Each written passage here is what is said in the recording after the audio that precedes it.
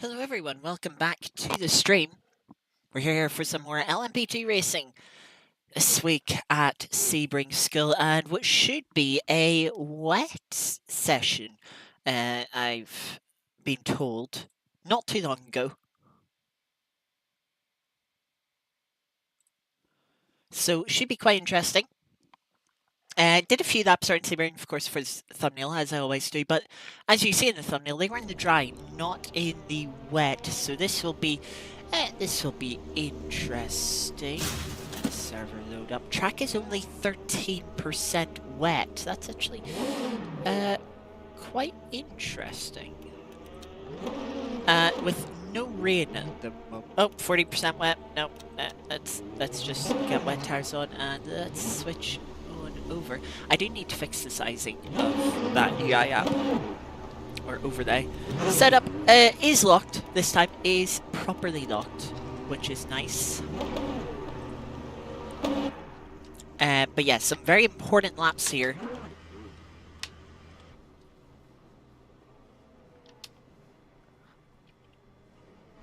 And I accidentally stalled the car because I had the wheel on the wrong setting. Oh, we're right by...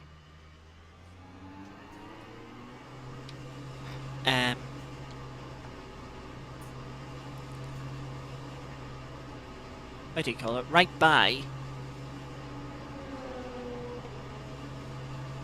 sort of the turn 4 pit lane.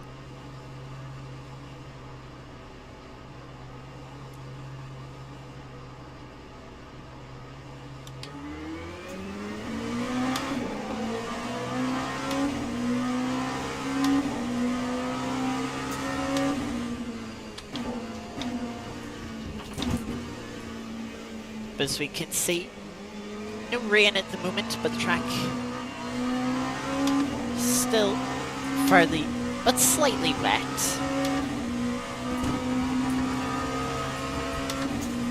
And it could start raining again. Oh, that's understeer.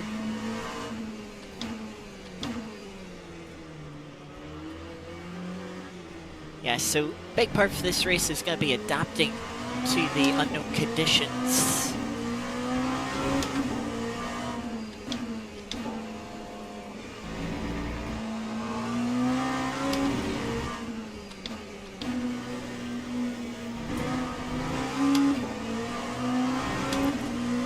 But yeah, the weather should also help us with the fuel. It'll probably reduce the race by 1 or 2 laps, while also reducing fuel usage per lap.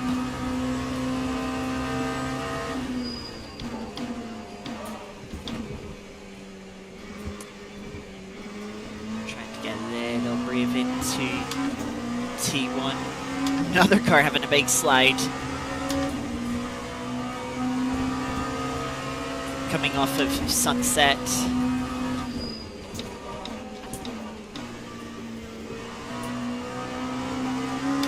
Try not to run in too deep into T1 again.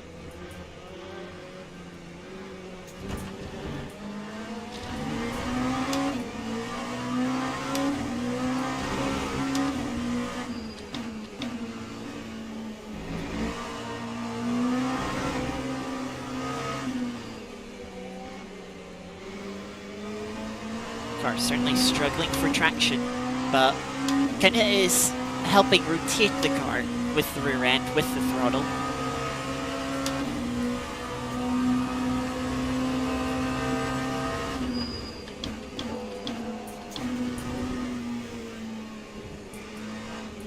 Very odd line there for the car in front.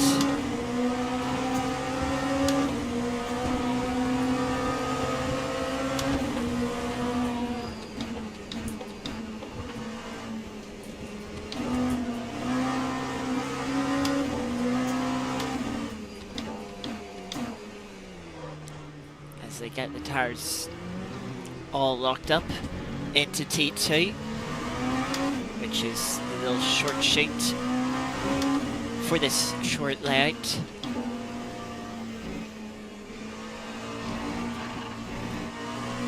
scraping the floor of the car over the curb there. Not ideal.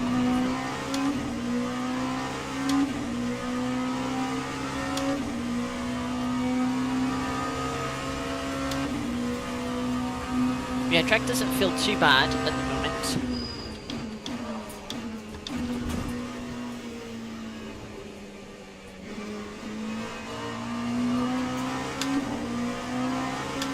Much better exit. At the final corner, not having to be worried about running into the back of another car.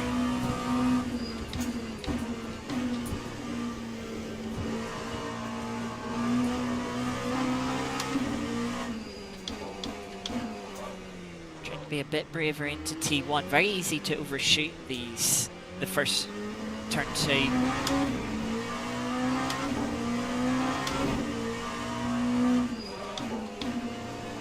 I'll be careful of locking the tires. Car sliding about as trying to put down the throttle.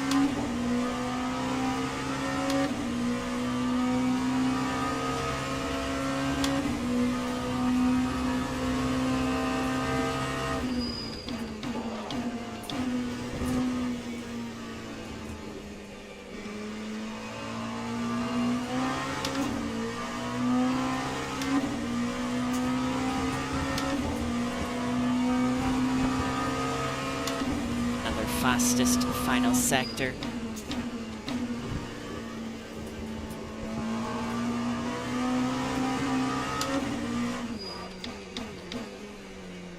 Because yeah, this right-hander comes up on you quite quickly, especially if you're used to the longer run to turn 2. Purple opening sector now.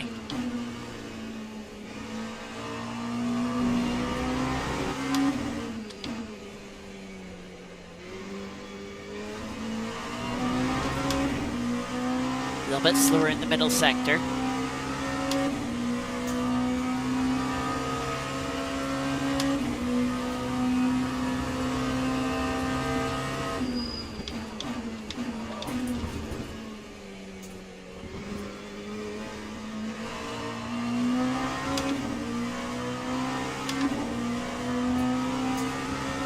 Lost the purple sector in sector 1, but purple in sector 3 again.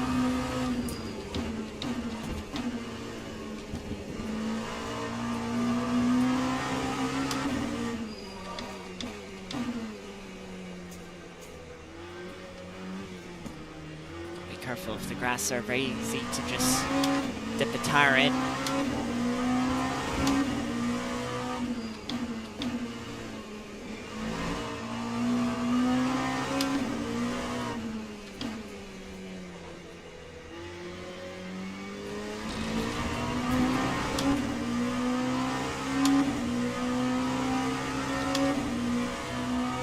The course hasn't loaded in quite slow through.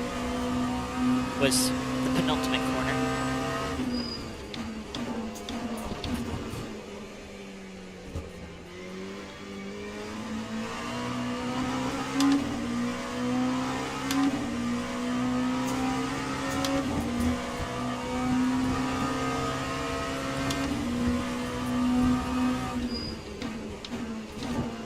Not really improving anymore on our time. Probably past the best of the tires as we see another car running wide at turn 2.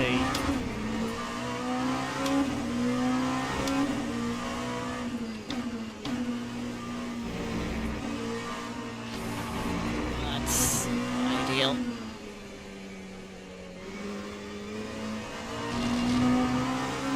Really got to be a bit brave to get on the throttle, even with the car sliding around, not having the traction.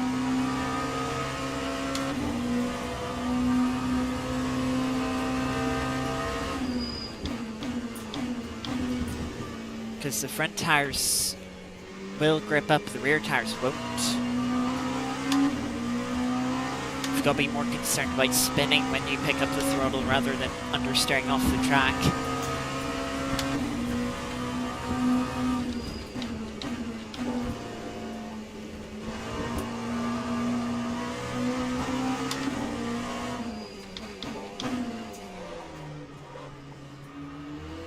Oh, the lock-up there is just a little bit too deep for turn 2.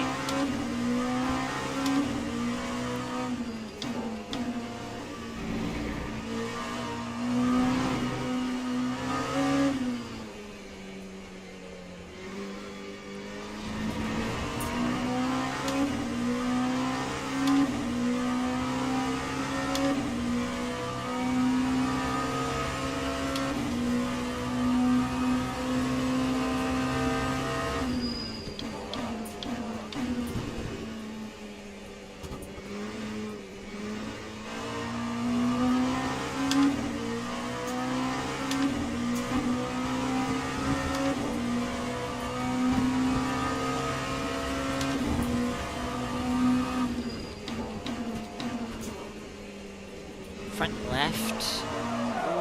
Yeah, just on throw a little bit too early. And if, yeah, a couple of cars coming up.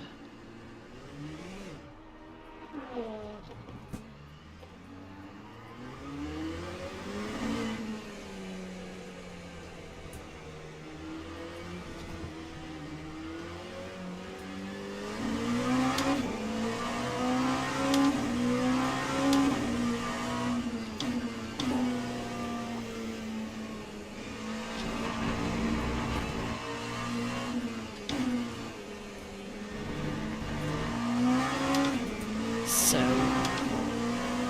can't find the limit of T1.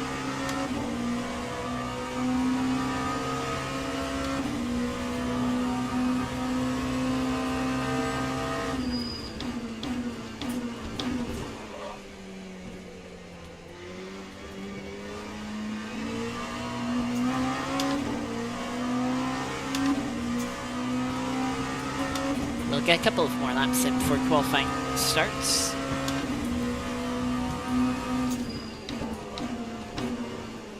Of course.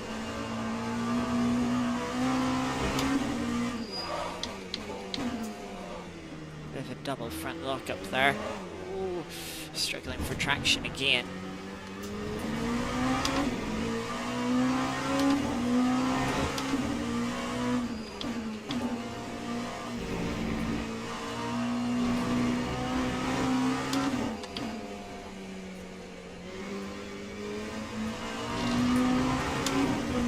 Like I'm struggling for grip quite a bit more than I was on my quick laps. So tires dropping off already. Possible with how sort of dry the circuit is.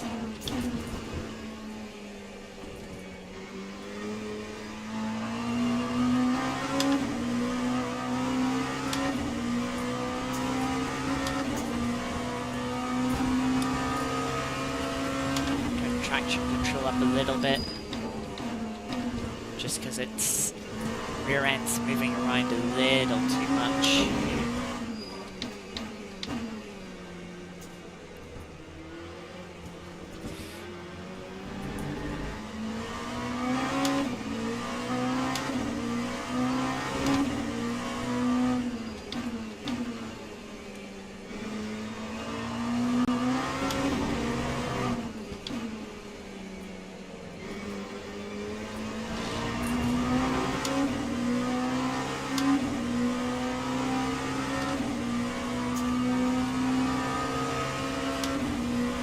Final lap of practice anyway.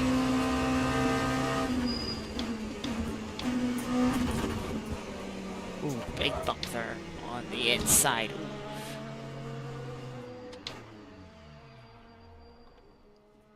Yeah, big bump there on the inside. They kind of just pushed the car wide. So yeah, interesting there. Three of us quite close from second to fourth. Kind of similar to where we were in Bahrain for the first round pace-wise.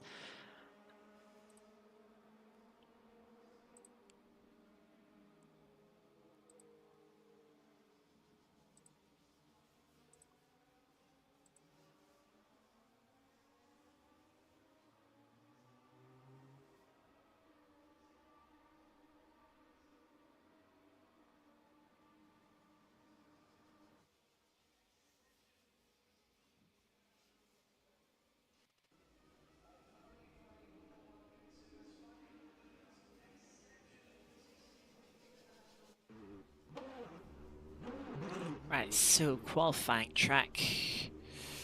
13% wet. I think it will still be wet. Let's get it.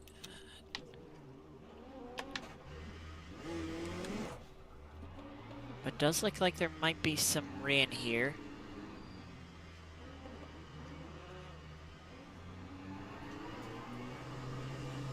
Sky definitely looks a bit duller.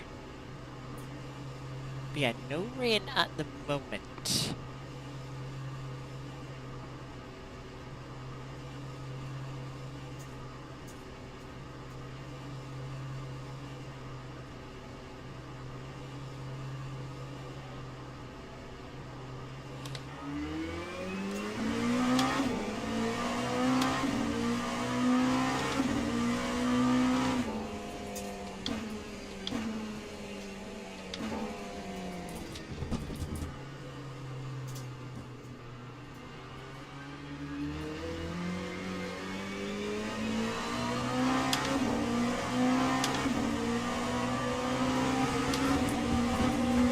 I shouldn't really be doing this, but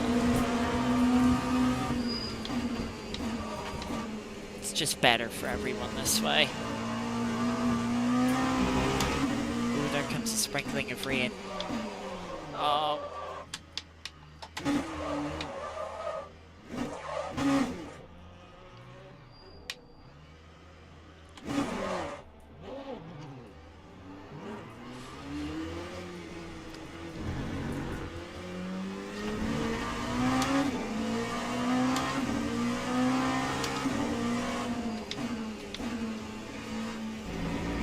It's not ideal.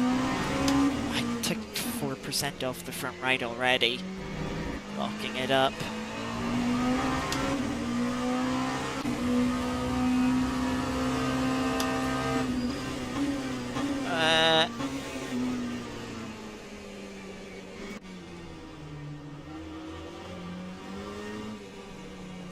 That's...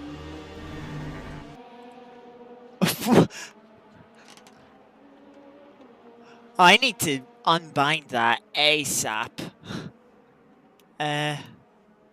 Controls. Camera?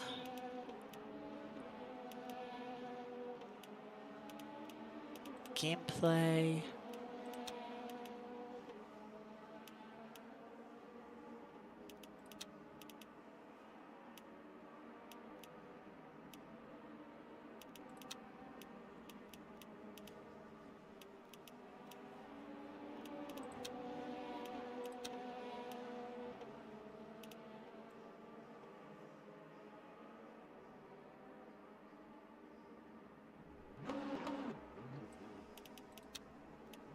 Interaction.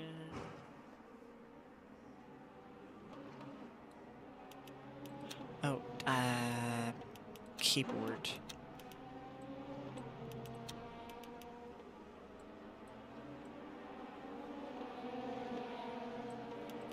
Gameplay, camera.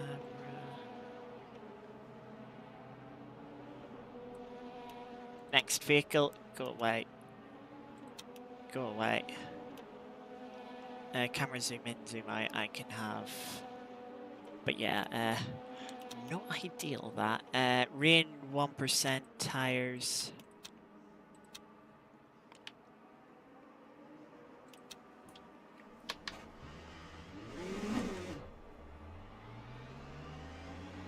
Let us go out once more, hopefully before the rain picks up at all.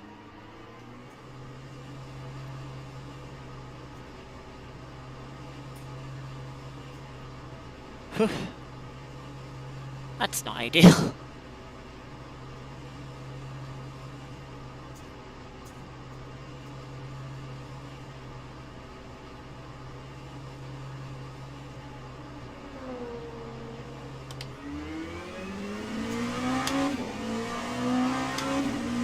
At least we've got some clean air here. Hi, Fiona Bab. Have you finished with Star Trekkers for the evening?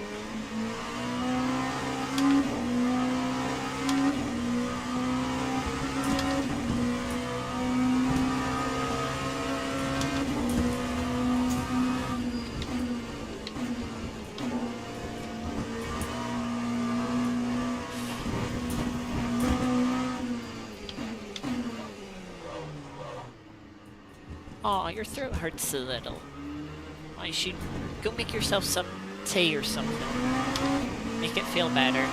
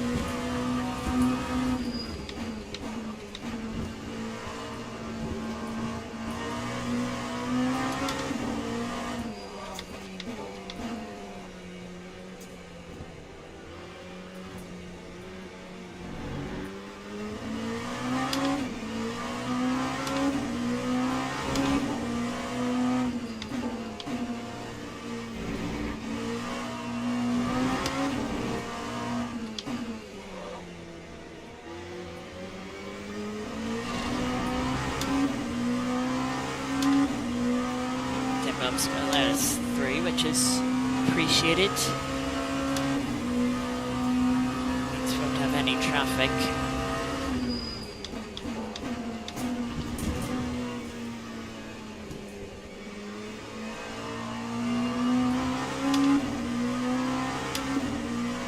Running right out to the wall there. Up to P6. Definitely want to try and get a little further up the grid.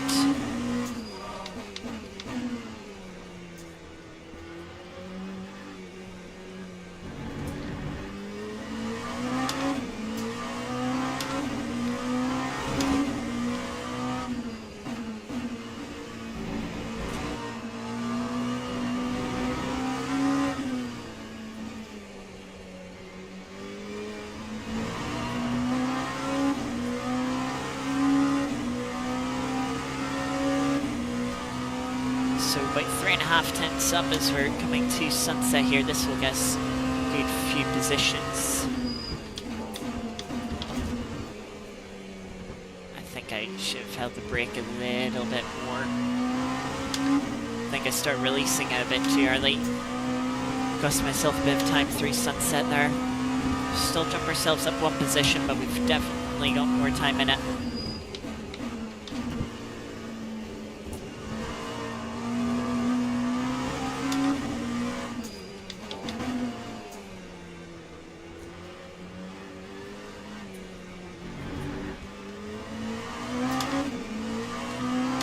Another 10.5 through the first sector.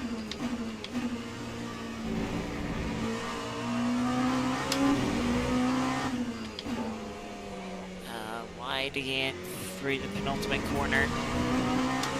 Throwing all that time away.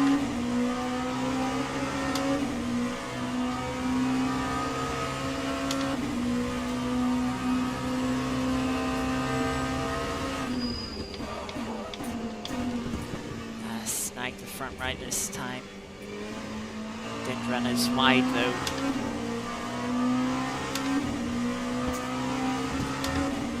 Didn't make up all the time that we lost last lap.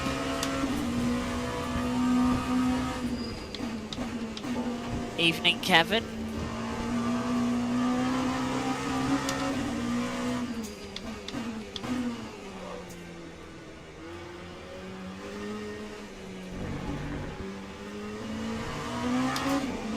Didn't get a good exit there from the short shape.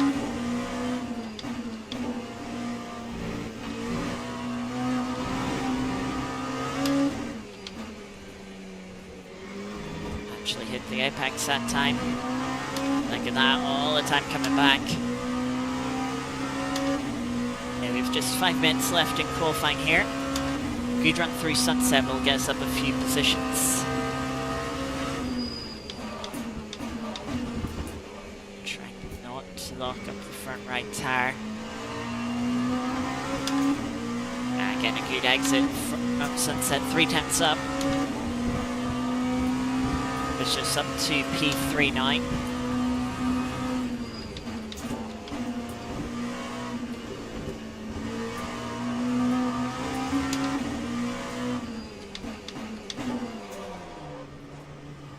A little too deep. There, did not get the car turned in.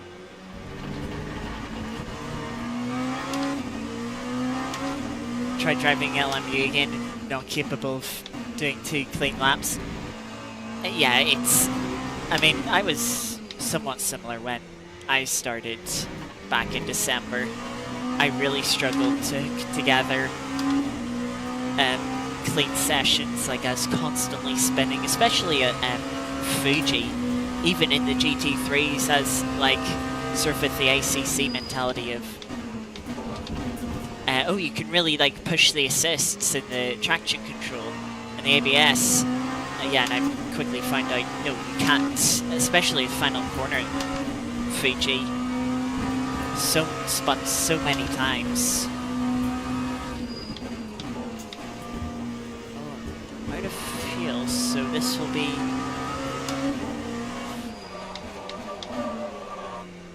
massive lock up there.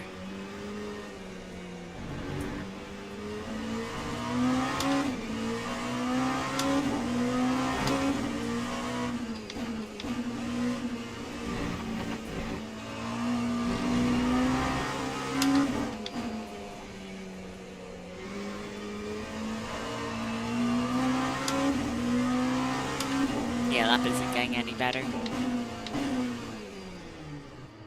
Using 1.44. What are we saying? Top times 103s, which is about 4 seconds slower than the dry times. Divided by 63. 29. So do 63 divided by 29 means 2.17, and we were only using like 1.5 liters of fuel there.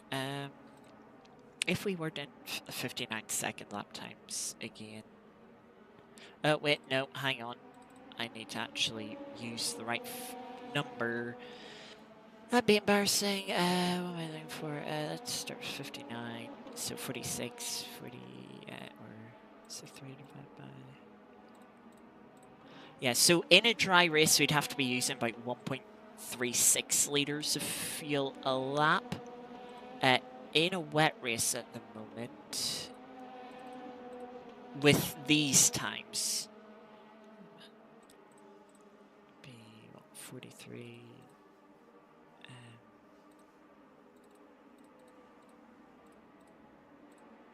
We get 1.46, which is much nicer, and yeah, much closer to what we are actually running throughout the qualifying session.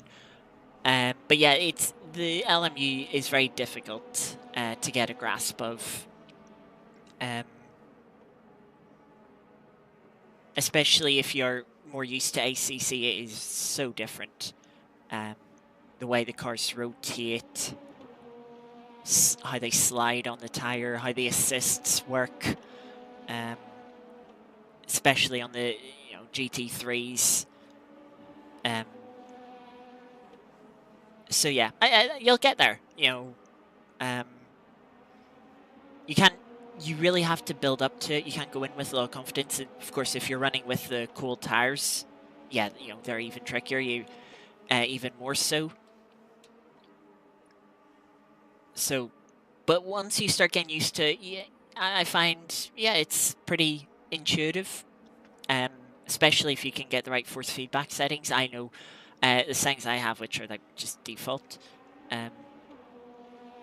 Definitely leaving something to be desired. But yeah, I'm not usually the best at tweaking around with settings. I'll have to try. At some point, I do have to find some online to test out and try and get a little bit more comfortable. Find a little bit more time, a little bit more consistency. Yeah, that would be good. I'm just going to leave this over there.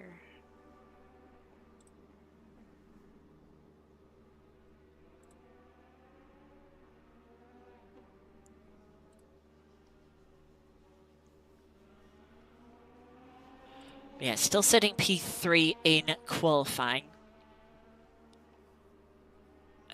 Car setup. I'm just going to put this on full fuel.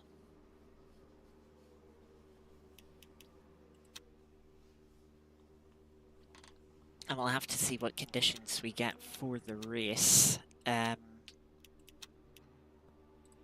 Qualifying session, time has run out. Most people are done their laps, looks like just maybe one more person. So P3 on the grid. Hopefully the track isn't too wet and we don't have too much spray. We really haven't seen any spray so far with the track not being that wet, which I'm not going to complain about. Spray, very difficult to see through. Well, it's impossible to see through when it's big enough. Here on LMU.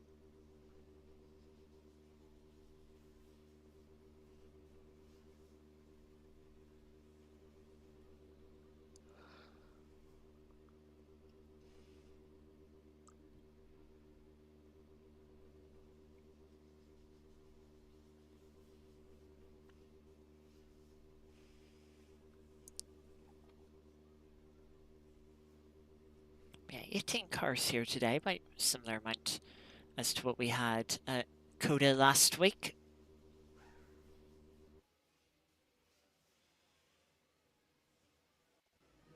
Teams and drivers go to the grid for a race start. Right, 11% rain, 13% track wetness. So similar wetness to qualifying, bit more rain, 40% now. Yeah, it's always hard to tell. I find the LMU wetness values, track wetness, like it jumps around quite a lot between, like it's jumping there between 40 and 13%. It can't make up its mind. The rain has dropped slightly, but it's like it has different stages of like 13%, 40%, 60%, 100%. I've only seen it jump between those values. It hasn't jumped to anything in between, which is like disappointing.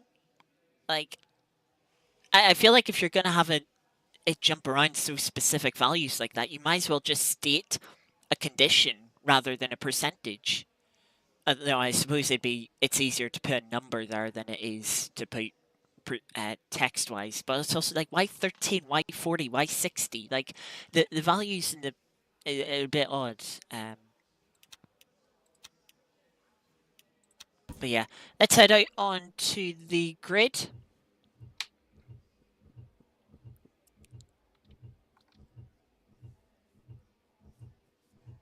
Formation lab has started.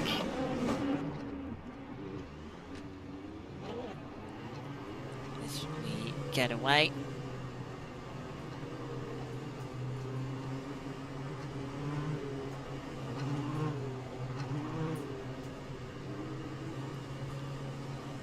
Gonna be on the inside for T1. Ooh, very bumpy over here. Inside for T1, outside for T2.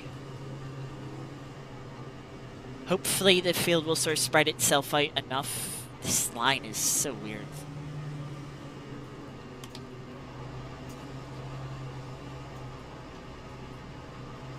As we go for the start now.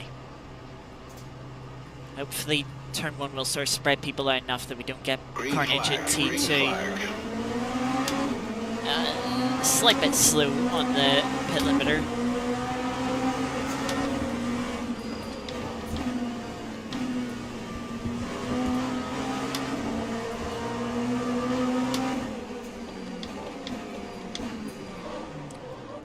Both cars in front of us. Deep into turn 2.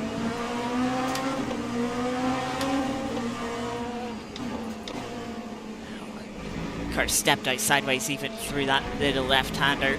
That's not where I want to be over that curb.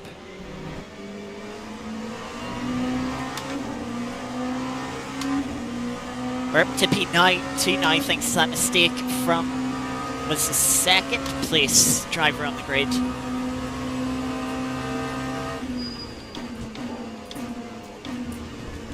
Very wide line from the driver in front.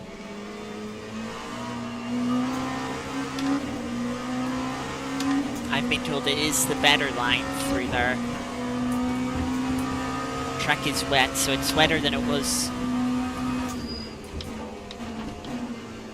in practice and quali. I think that is catching some people, especially the front two cars out.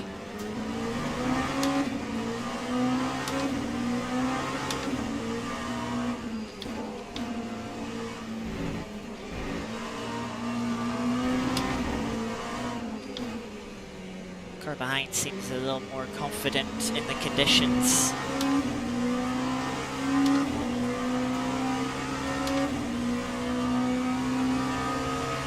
Welcome, Kiki. We're just on the second lap of the race here.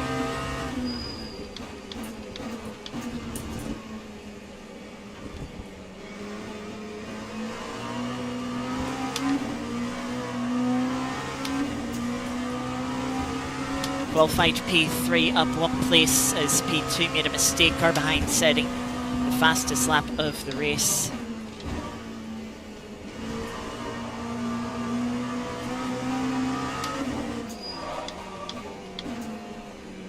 Double front lock up there.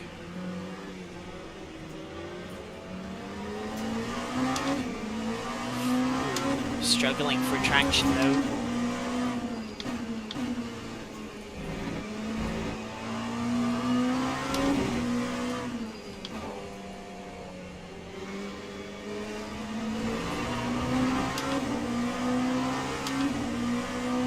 Bring the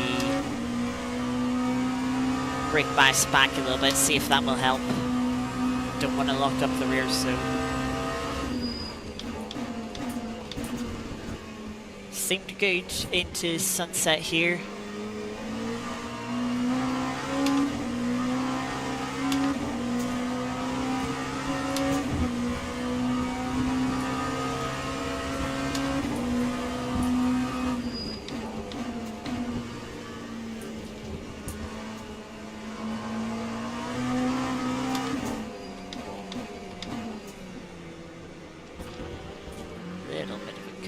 But game says we were fine.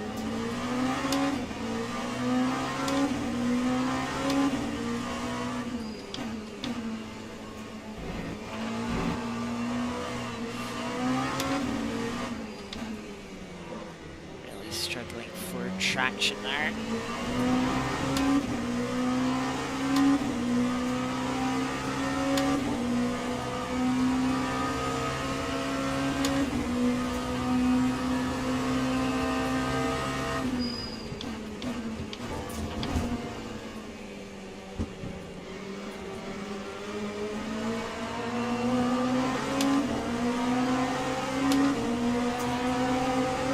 I don't know how they're able to close that line down so much.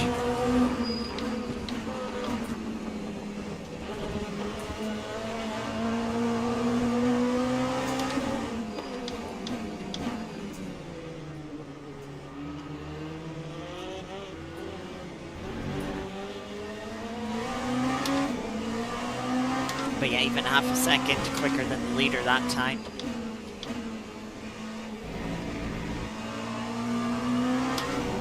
A little bit wide there though.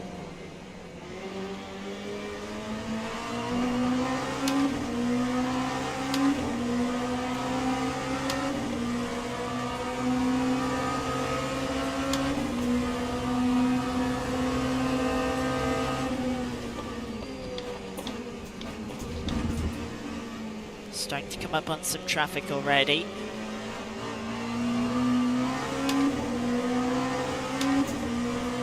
See what the fuel usage is across the line. Just over 1.4, that's good for the pace that we're running at the moment.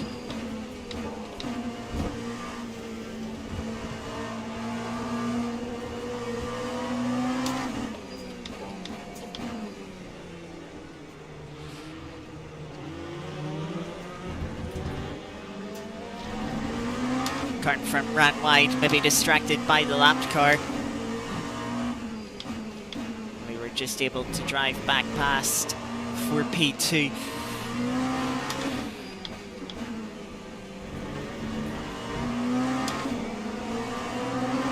Again, really struggling for traction, but we're already on the max, as high as the traction control will go.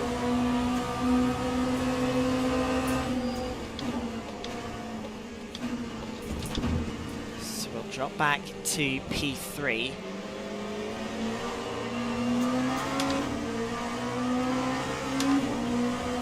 Leader's starting to get away a bit. As we're lapping the car. Finally lets us through.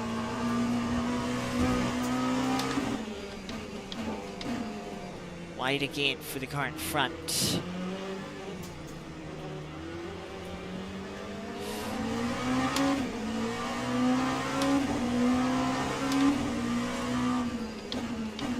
Some of the braking boards are gone there.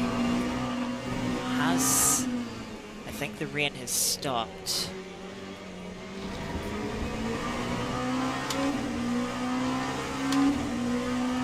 May need to save fuel a little bit this race, especially if the rain stops. No, it's still a little bit of drizzle, but the track I think has got drier.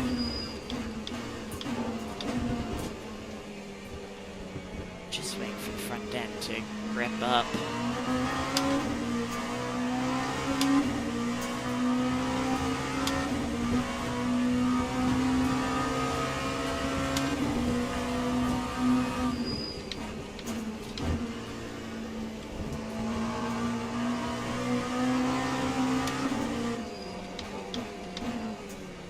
Get back on pace what we were doing earlier on.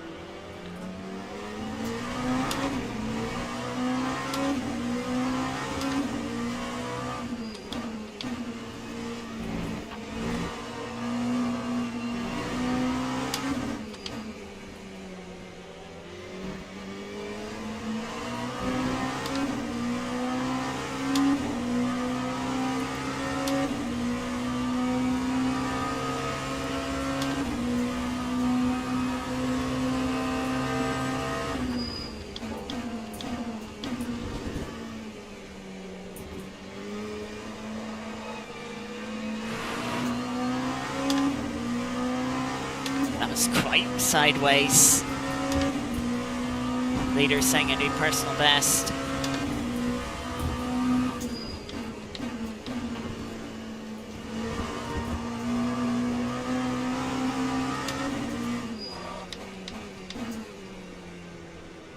Deep for the car in front at T2 again.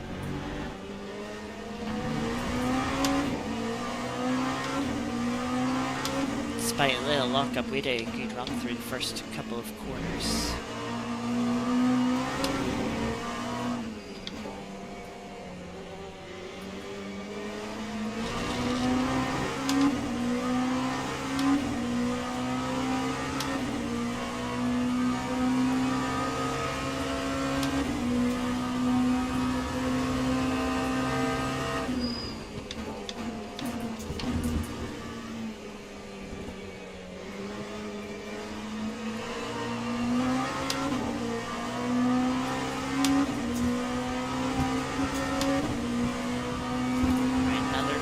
Said personal best now, just keeping the pressure on the car in front.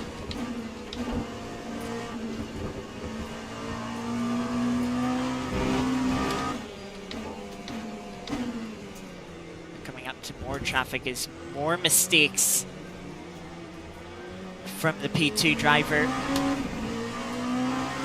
And we're now back into P2.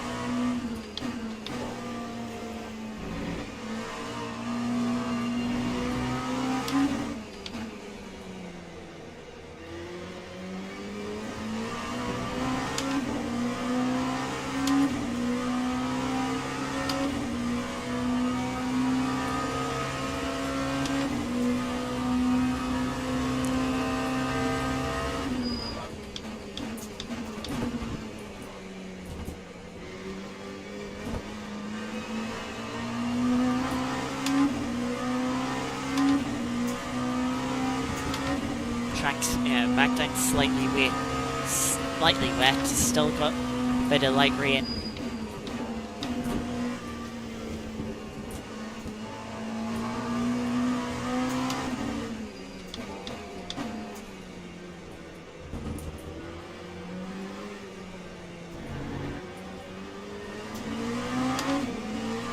That car's in front running a little bit wide.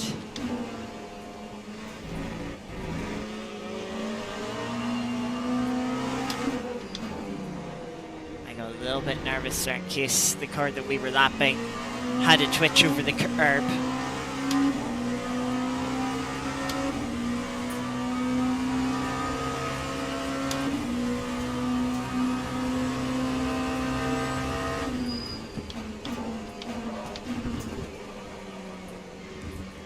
Sliding out into sunset.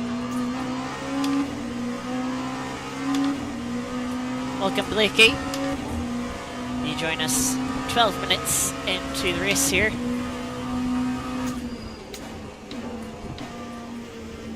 Have been having a bit of a fight with the car behind.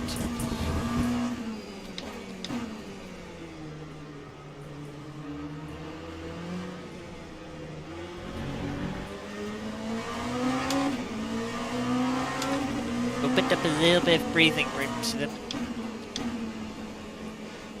But how long that breathing room is gonna last, hard to say with the traffic.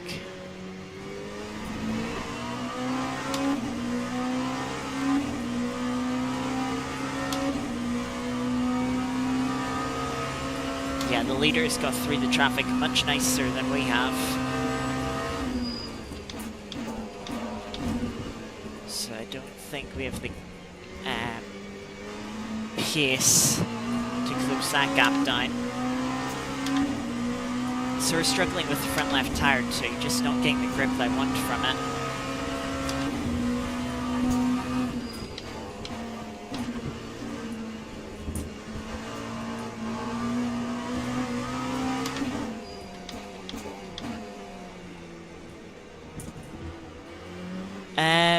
Yeah, they were only added in the last update at the end of February.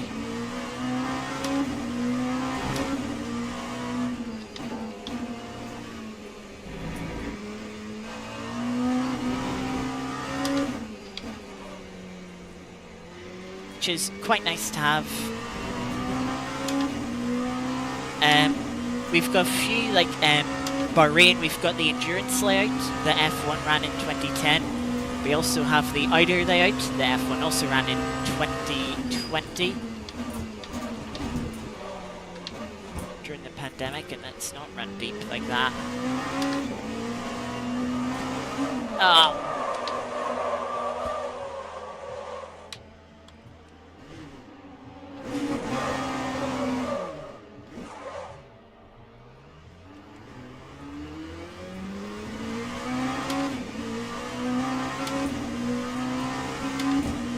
Lost one actual position from that. Of course, that will have hurt the tires a little bit.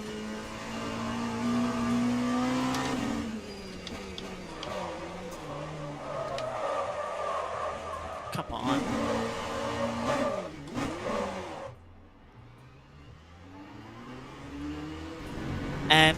Yeah, it was certainly a bit of a surprise. Yes, and Bahrain Eider. Oh, why are the rear tires just like ice now? Yeah,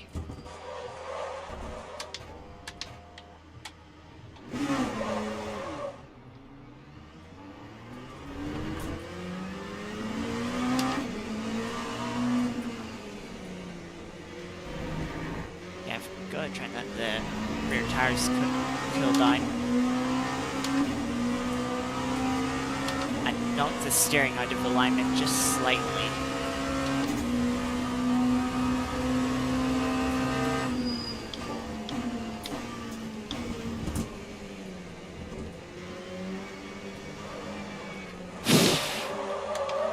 I just have no trust in the car all of a sudden.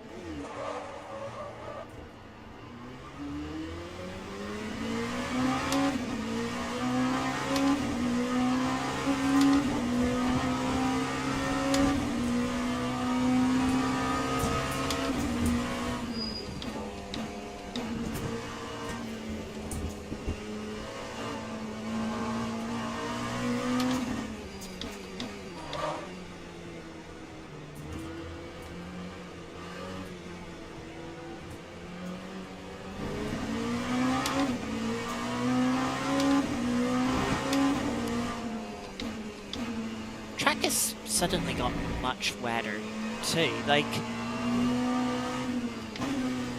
it's like there's been a sudden downpour, but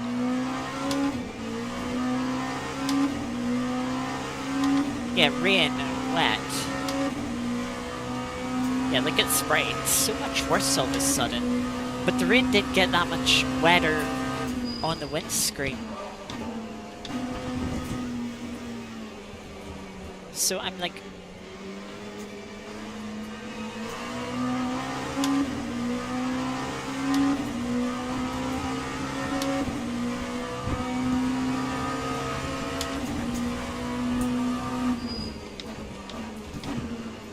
Yeah, weather's certainly taking a turn for the worse.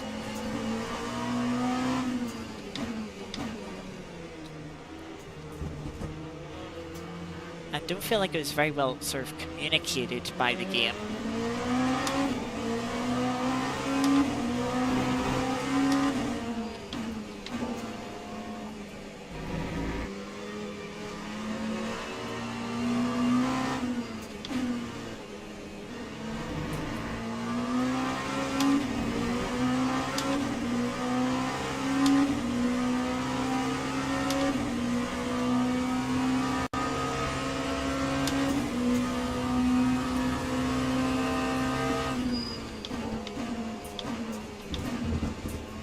That's the lapped car off in the wall at sunset.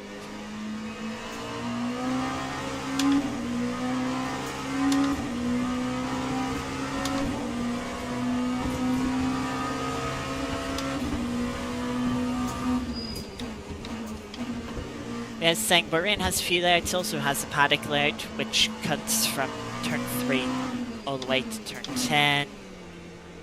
Fuji has a layout without the chicane, which is, I haven't tried it yet. Looking forward to trying that one soon.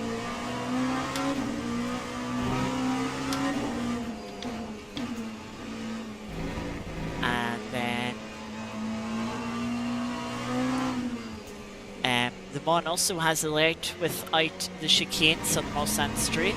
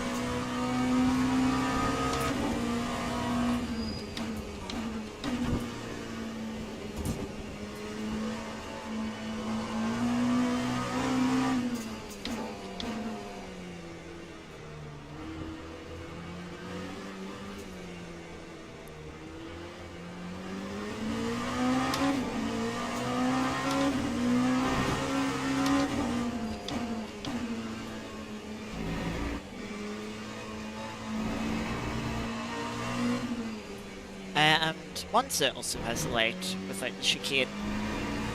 As well as the short circuits we've ran, Coda, the national layout, and of course Sebring here. That's all of the circuits, I think.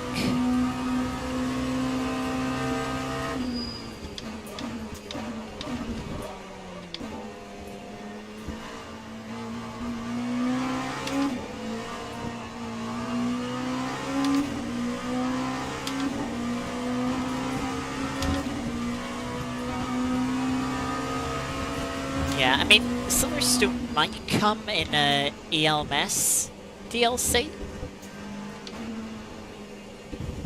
Understeer. You know, because there isn't much new content they could add based on 2025. I think it's just the Valkyrie, which would be lovely to have, of course, and the Mercedes GT3 car. Those are the only new things to the WEC this year. So, you know, sort of does beg the question, well, what new tracks would they bring this year when once they bring Qatar in for the next update in May. So it's like, oh well, maybe there might be a ELMS or maybe an Asian Le Mans series DLC.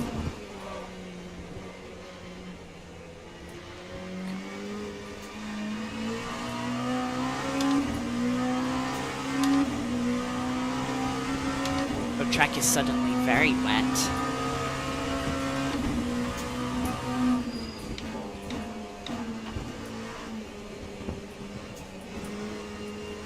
I need to have a look at settings. Because I'd kind of like to get like weather updates from an engineer. You know, I think that would be very useful. So I need to see if you're able to do that.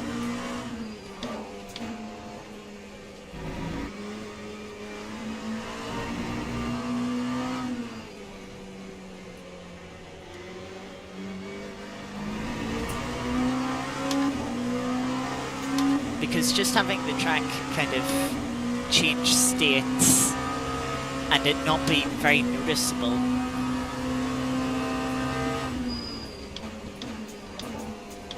until you've already lost control of the car.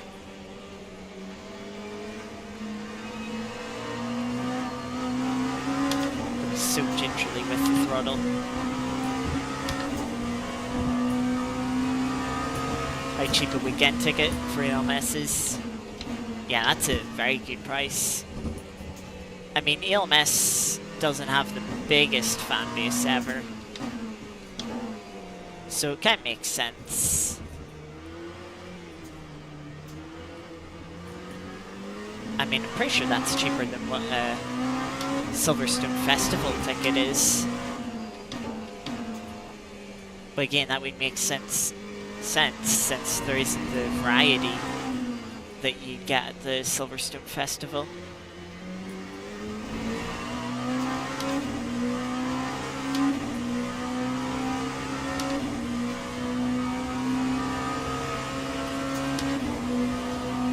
We'll definitely be going good on fuel with how much wetter the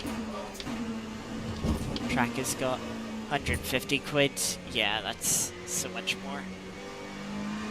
But I mean, it does kind of make sense, since I think last year there was 10 different series, or it's not even classes of cars, because some of the races had multiple classes.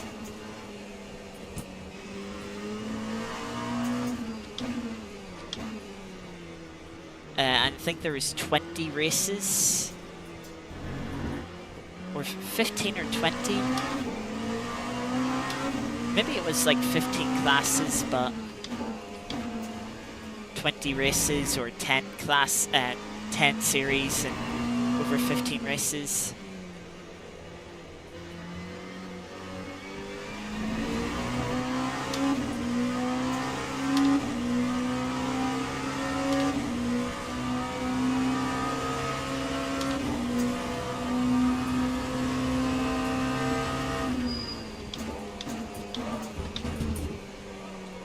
I think it's early September at Silverstone. Is the Silverstone round?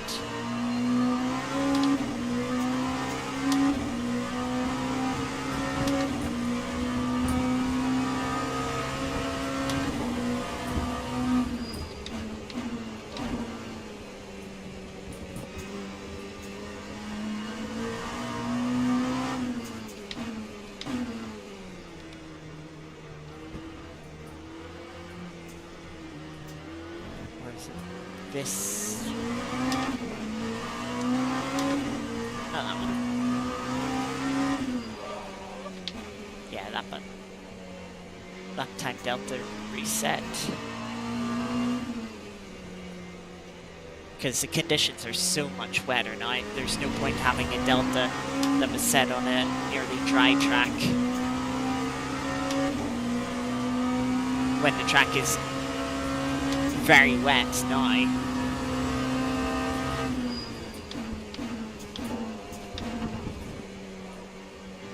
15 lots of grids. Yeah, you know, that's a lot of variety from your classic F1 cars all sorts of classic race cars, touring cars, Grand Prix cars, sports cars. From like real 70s, 80s, 90s, I mean, like nearly everything. Like every decade is represented in some way, and every sort of racing car is represented at least at one time period. Which is just, you know, there really is something for everyone at it. Of course, with that does come the price tag.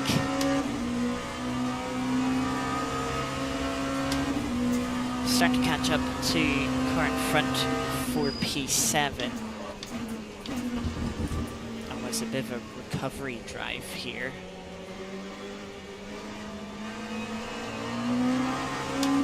Turning that par cut up certainly helped.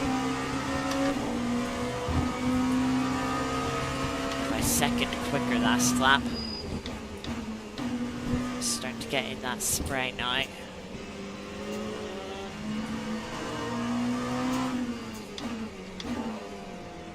Just gonna last through, which is very generous.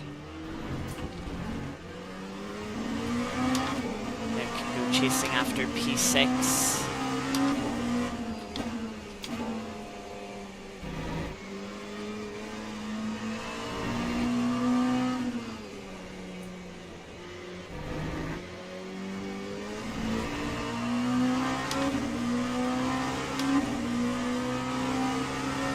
They get bigger this year. Yeah, I think rebranding it from the Silverstone Classic to the Silverstone Festival has helped.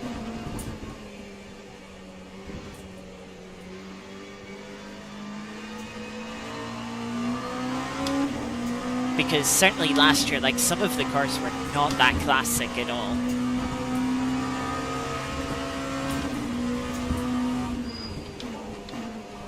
But, which if you were seeing them at Silverstone Classic, you'd be like, but this isn't classic. But since it's not the Classic anymore, it's just the Silverstone Festival, it makes sense to have even some newer stuff.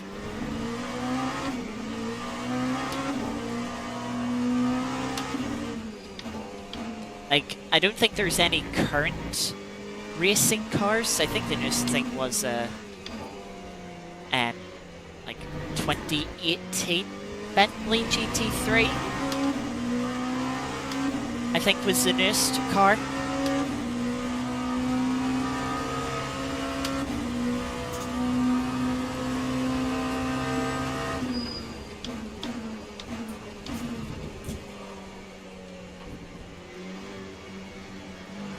Which, yeah, is not a car for the Silverstone Classic. But for the Silverstone Festival, yeah, absolutely.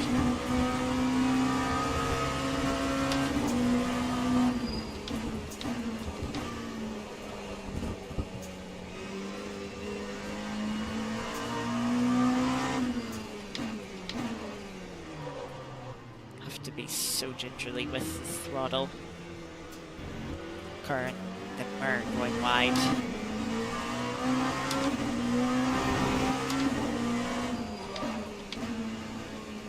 Wide for the car in front.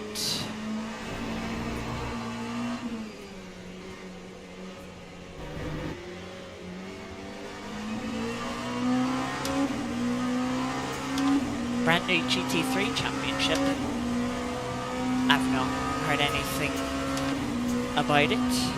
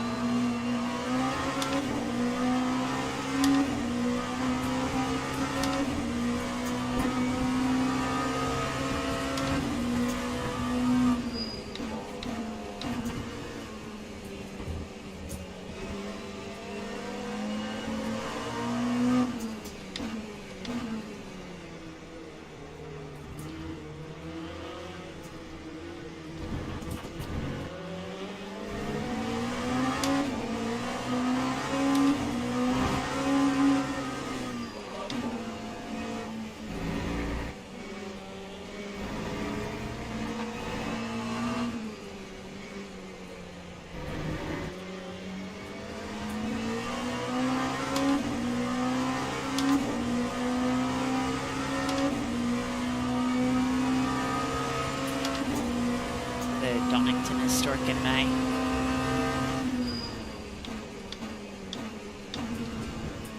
GT3 cars from 2006 to 2015. I mean, that's a good idea. I'm sure there's enough privateer owners for cars in that range for that series to be. Who's running it? Is it SRO or someone else?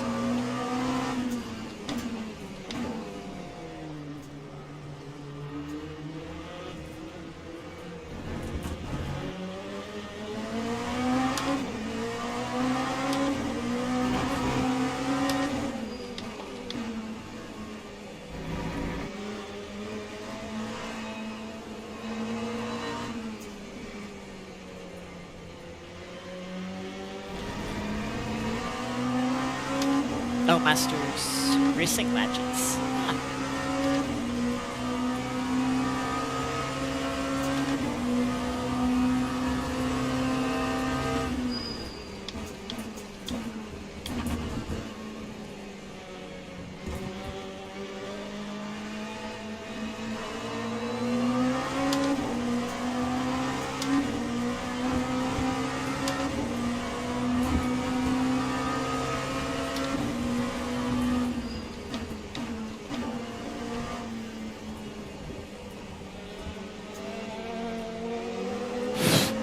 They cut in for a timeline at the quite late on.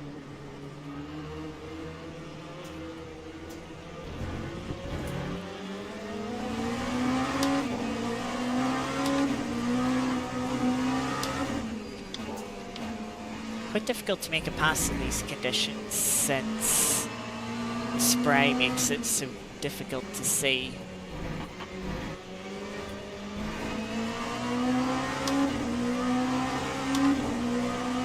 Oh, Group C are in Silverstone this year? Ah. I'd love to see them.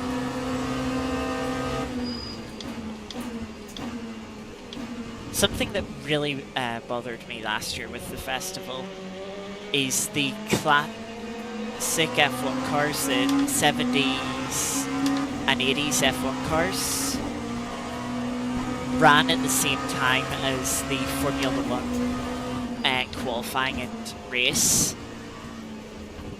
which doesn't bother me, but my parents.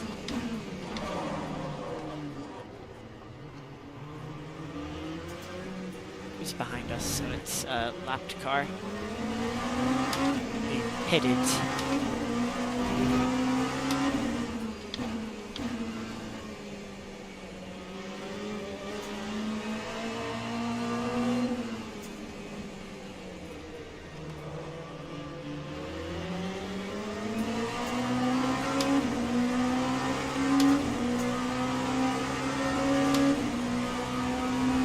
I would let past, but I don't want them just being sitting in between me and the car in front. So nothing against you, it's just now's not the time.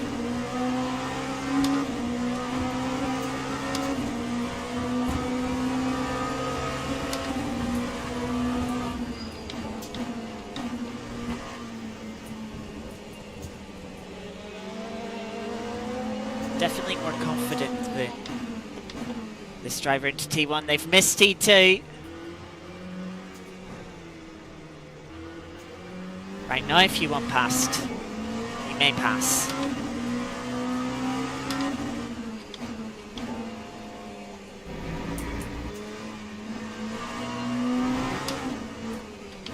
I mean, hopefully I'm going to be too quick for them to pass.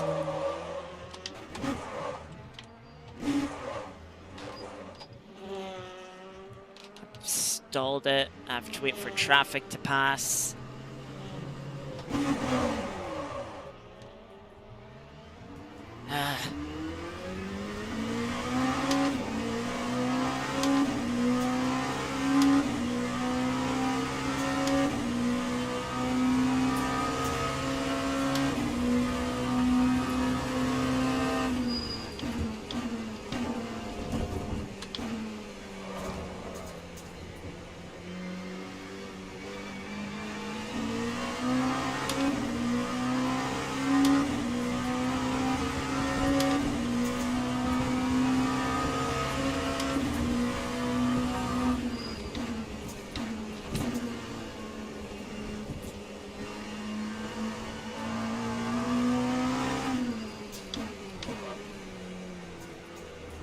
I was talking earlier about how when I started playing LMU, I was struggling to put with traction at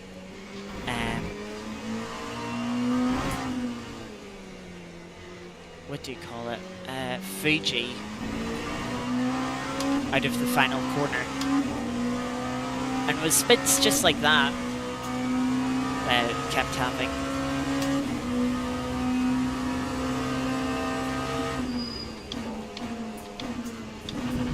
I will also say the skybox transition, very harsh. You know, you can just, the lighting changes so suddenly in quite significant steps, which is a bit jarring.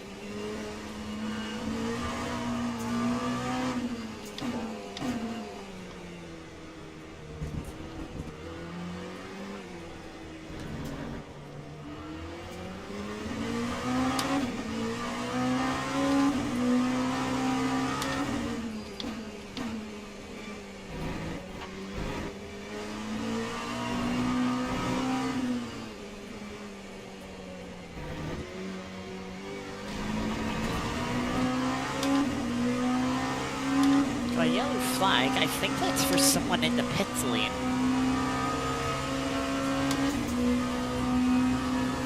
Six minutes to go.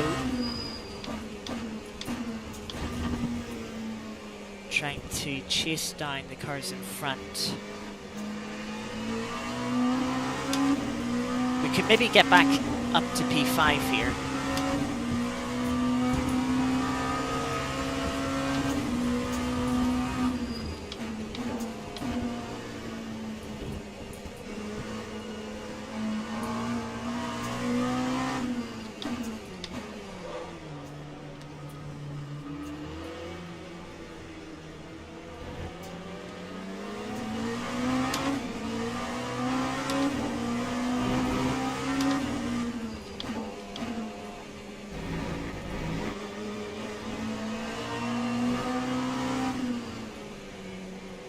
I think this was the car I was struggling to pass initially, and then made the mistake at T2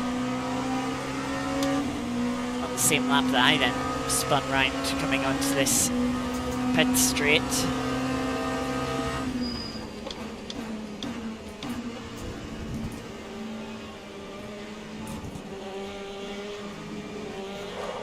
Oh, come on!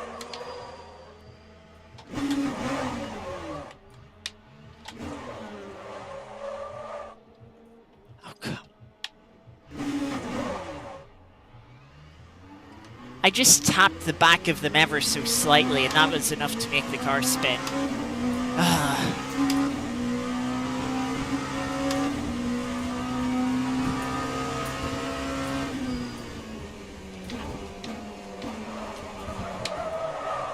And now there's no rear end grip anymore.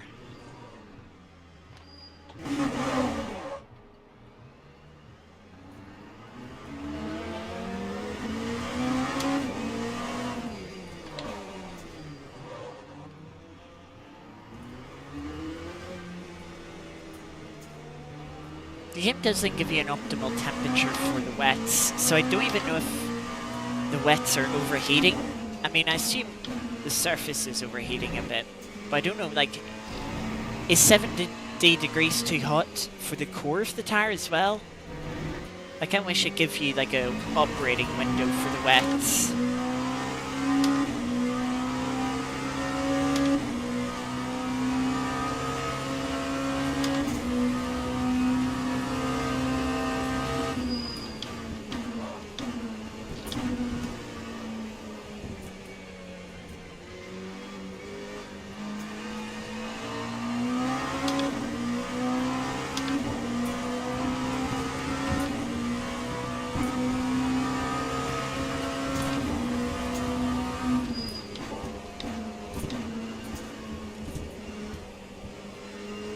Do the Masters stream any of the races or broadcast any of them somewhere, TV or online.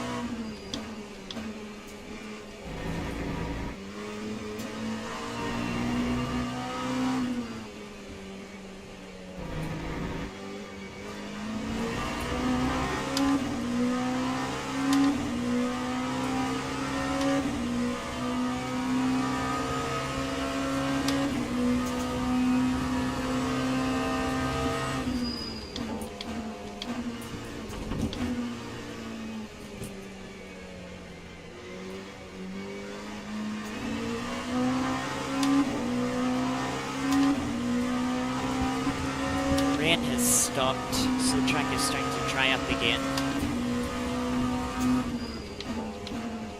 Yeah. Yeah, they do stream, well, Silverstone stream the festival. Which is actually quite useful, because the grandstands at Silverstone have Wi-Fi.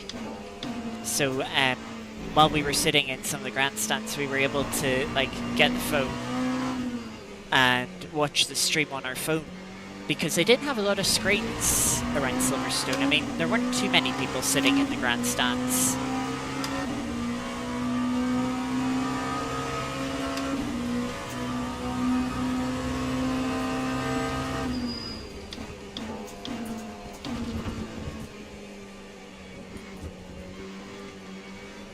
Lap car making, spinning round through sunset.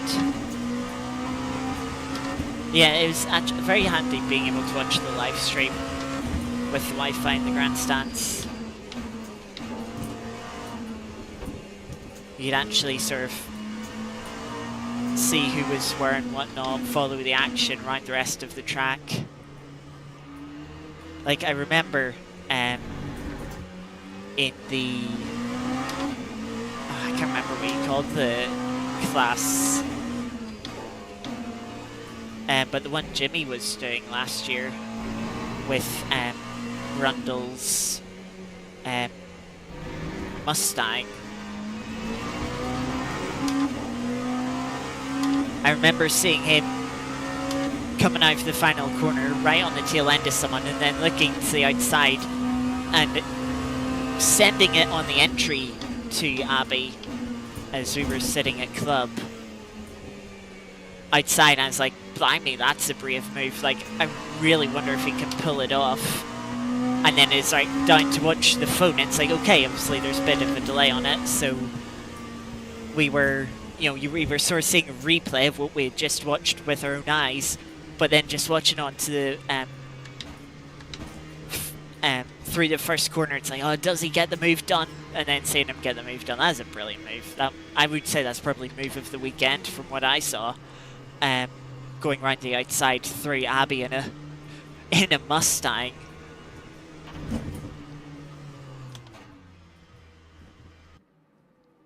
But yeah, it was very useful for stuff like that. Yeah, but there we are, finished at race P7. Yeah, I really struggled to just adapt to those changing conditions. Oh. That was first and second on the grid, wasn't it?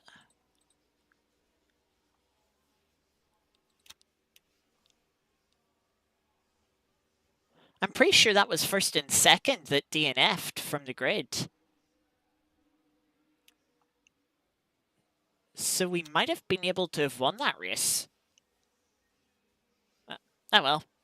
Yeah, those conditions were very tricky. Like, it just felt like you got the only indication you got of the first indication I got of the grip of the track getting wetter and the grip disappearing was when I'd already lost and spun the car. And I was like, wait, how did I spin the cars? Did the exact same things last week? Oh, right, the track is wetter.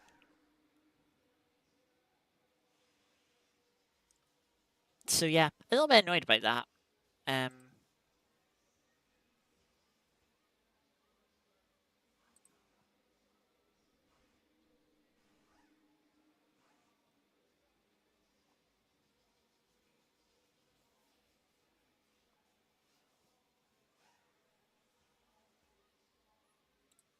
Doesn't look like the channel streamed in 3 years. Aw, shame.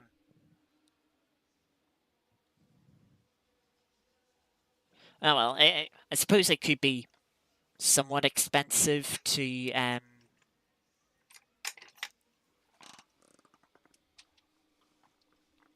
like get all the camera equipment, get the people to stream it.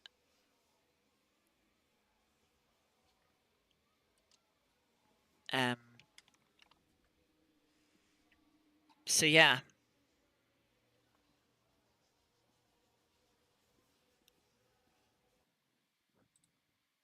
not too surprised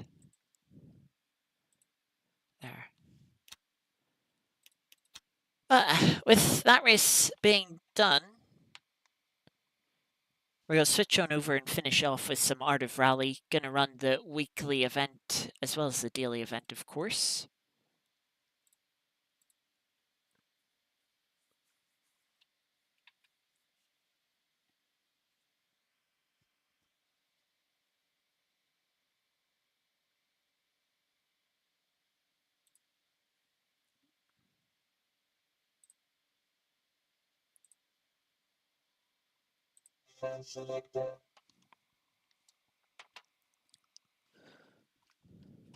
So let us see what we have for the daily event.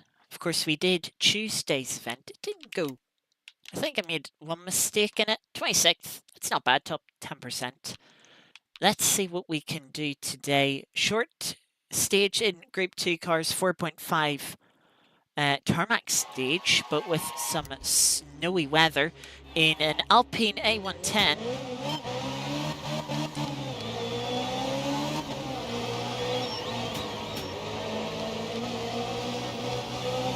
This car usually has an interesting balance.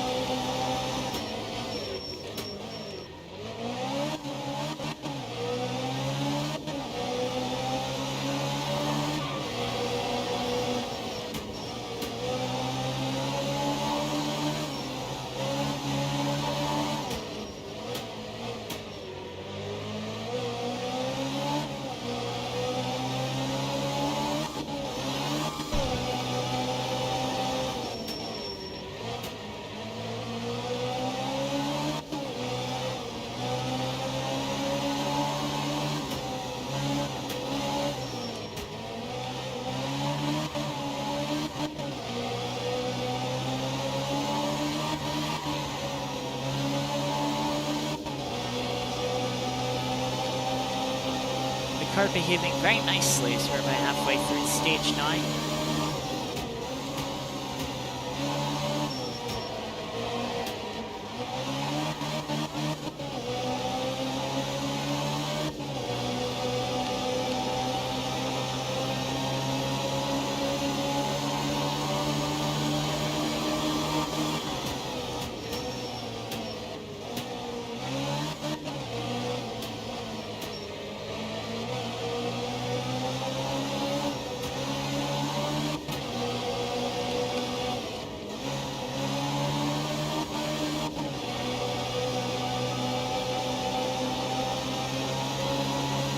Too far to the finish now. There it is. 217.6. That felt like a good run through the stage. P8. Blimey, I think that's the best I've ever done in a daily event. I know it was a good run, but I didn't expect it to be that good. Top 2%. Well, of course, still a bit of time. Still about three or 4 hours actually in the event to go. Let me just check. 4 hours. Of course, the UK going forward 1 hour in daylight savings. The daily and weekly event doesn't adjust to that. So yeah, that very good result in the daily event. Let's see what we can do in the weekly event. Last week we were 31st, top 4%, so that was a decent run through there. 48th, 45th, 45th, 20th. That was one of our best runs through the weekly event. So we're on a good run, I would say, of the weekly event, sort of no lower in the top 50 for the past, 4 or 5 weeks there. So let's see what we can do here at Sardinia. I didn't quite see what class we have. We have a BMW M2, is this? I believe. Starting off with a 7.6 gravel stage. 7.6 kilometer gravel stage, I should say.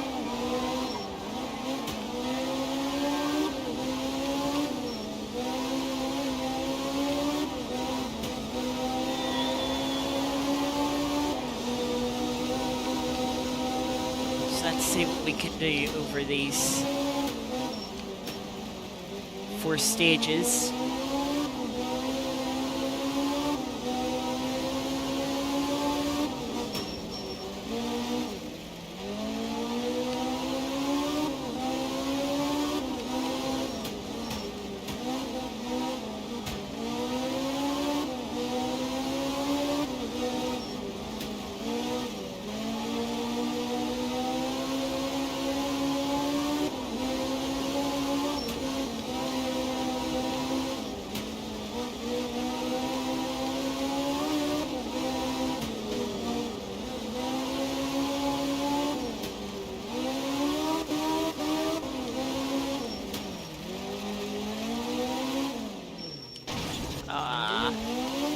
Yeah, the car is rear-wheel drive, so I have to be careful about the rear end sliding around.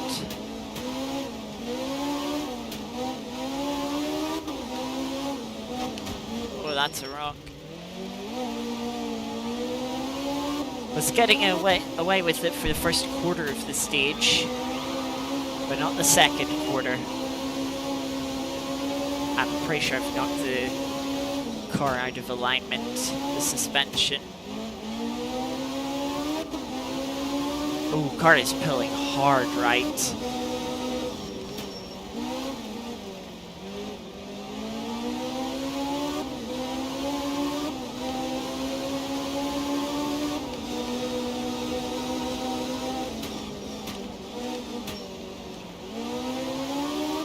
Not consistently, though.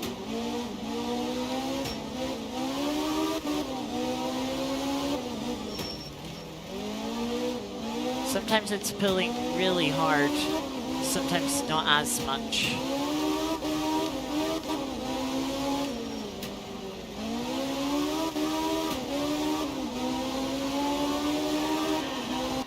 There's the end of the first stage, 229.0, of course, could have been much better. 202nd.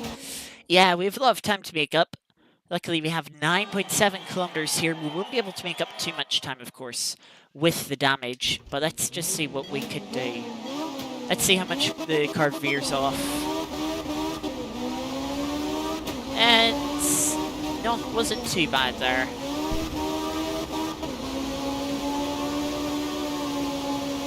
But you can definitely tell how it's veering towards the right.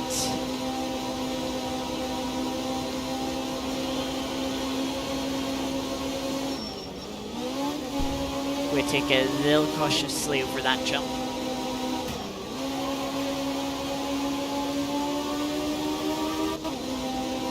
Car feels like it's struggling to pull a little bit in 5th gear.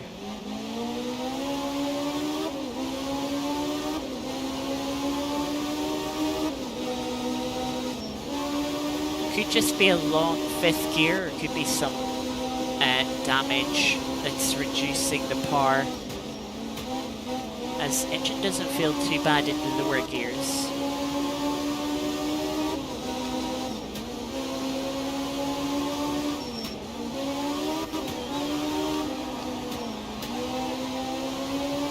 Am I not tired after that race?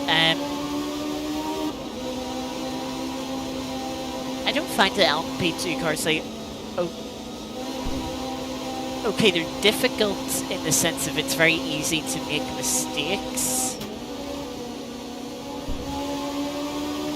but certainly not physically challenging with the force feedback, at least the settings I have.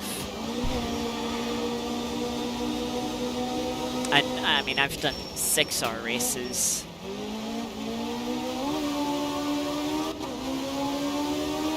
And I wasn't super focused that race. Probably one of the reasons why I made mistakes. Wait till I'm your age. Yeah, I can't imagine I'll be doing 6-hour races in 20 years' time. I mean, who knows what I'll be doing in 20 years' time? I certainly don't. Maybe I'll not even be sim racing at all.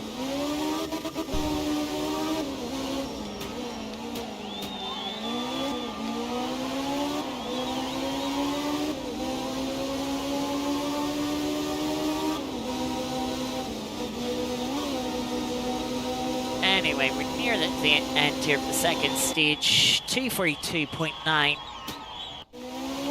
Up to 99th. 49 more positions to go if we want to get into the top 50. And we're now on to a wet gravel stage, 6 kilometers. Oh yeah, only a little bit of suspension. So yeah, engine is fine, it's just a long 5th gear.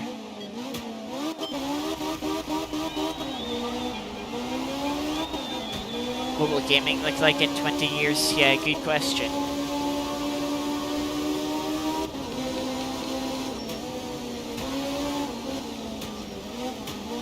I certainly can tell you. I mean, of course, the Switch 2 was announced, well, a couple of days ago now. Quite a few complaints about the prices.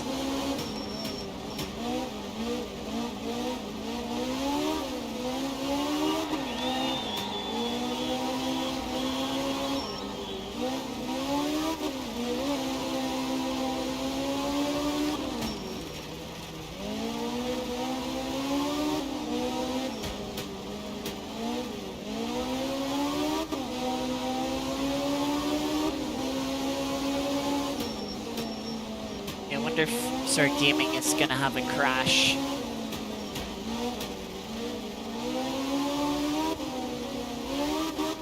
Or if it is just too much of a staple mark now, far too integrated in people's lives to have a crash. Oh, screw you, game.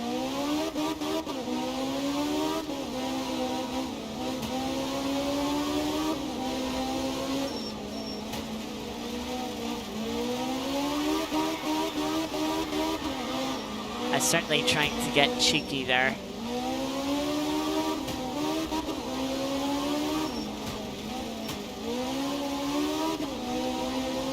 GTA 6 will be a thing in 20 years.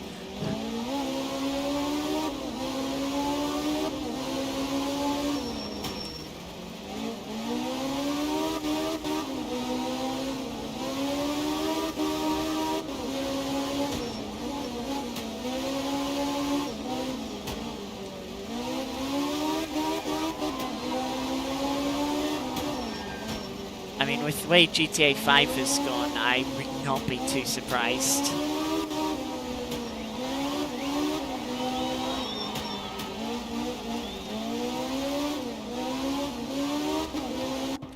Like, GTA 5 wasn't made. It will still be waiting to release in 20 years at this rate. Yeah, could be. Still made up a few positions, up to 96 now, even with that reset for the cut. Now on to the final stage in the dry, only 5.9 kilometers. That really isn't much to try and gain all the positions back that we want to.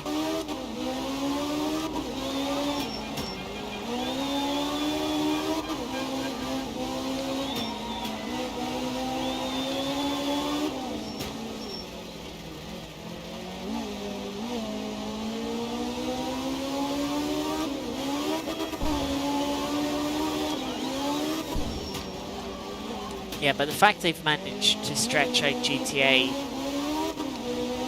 what, 12 years now?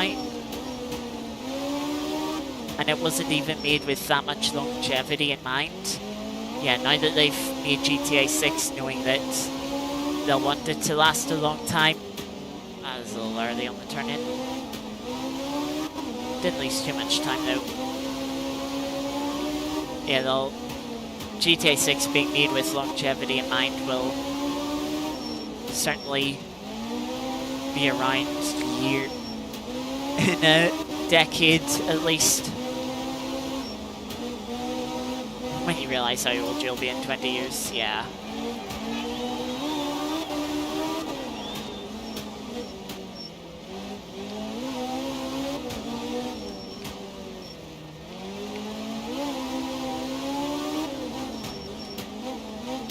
I mean, who knows what the world will look like in 20 years in general.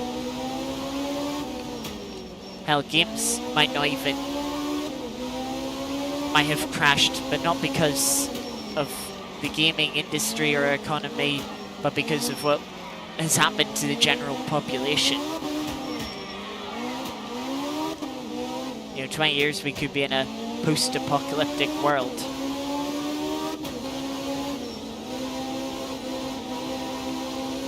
Who knows?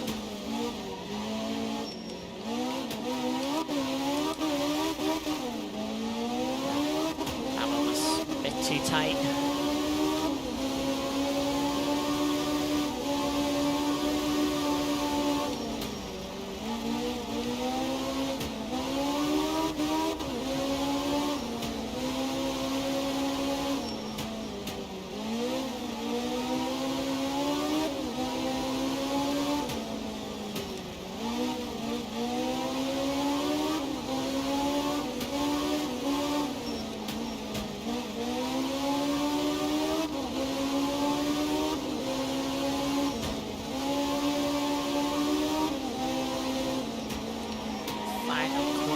Just making sure not to turn into the inside fence. And 2:47.7 is our final stage time. 73rd, top 15%. Yeah, definitely a bit disappointed with that. Yeah, and there's still a few days to go in that weekly event. Let us see, weekly event. Just over 2 days. Yeah, so there's, or just over a day. It ends on Saturday, so yeah, we might not drop too far. But yeah, we might drop to 80th-ish. Might drop like another 10 positions if I had to guess. But yeah, that is not been the greatest of runs through the weekly event. Certainly doesn't match how good of a run we had through the daily event P8 in that. Blimey. Yeah, still can't believe how good that is. Yeah. That was started out pretty pretty well with the daily event dropped off a little bit. But yeah, that's going to do it for today's stream. We had yeah, it was still a fun race. I didn't get too frustrated with the LMP2s. I still don't like how the weather. The first indication of the track getting wetter was oh, I've spun off, despite the fact I did the same thing as I did last lap. Yeah, that wasn't a lot of fun, but yeah, not too frustrated by it. We'll we'll move on. But yeah, I just want something that tells you more clearly that, oh, the track is getting wet, the rain is getting heavier, or the track is getting wetter. You should be a little bit more careful, rather than just having to find out, because like the force feedback did not feel much different. I struggle to sort of tell what the limit of grip is through the force feedback. I'm relying a bit more on sort of instinct and experience. So yeah, some better force feedback settings could definitely help. But yeah, it'd be nice. Like I'll have to like through what settings are for the engineer, because I'm not a big fan. Like you can have the engineer speak, you know, your last lap time, which I'm not a big fan of, because there's sometimes where you just want to focus. You're not worried too much what the lap time is. You're just focusing down to get that lap time. Um,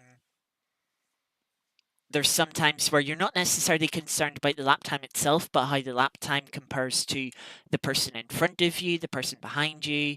Does Crew Chief tell you? I don't know. I've never used Crew Chief, to be honest. Like, in every game so far, I'm just like, right, engineer settings, minimal talking. Um, but weather is, I think, something that I would like to have um, from the engineer. Um, but yeah, it depends on what the sort of data the game outputs. Um, if weather is one of those things,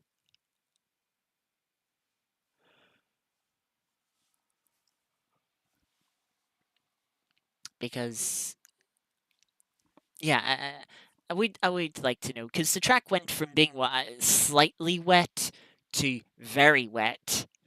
Um, yeah, and the only noticeable thing was the puddles. I didn't even notice the rain getting heavier at first. Like, I kind of noticed, I was like, oh, well, I guess the rain is heavier. The windscreen does have more rain on it, but I didn't actually notice that until after I'd noticed the puddles and how wet the track had got. I guess being in the spray didn't help with that, but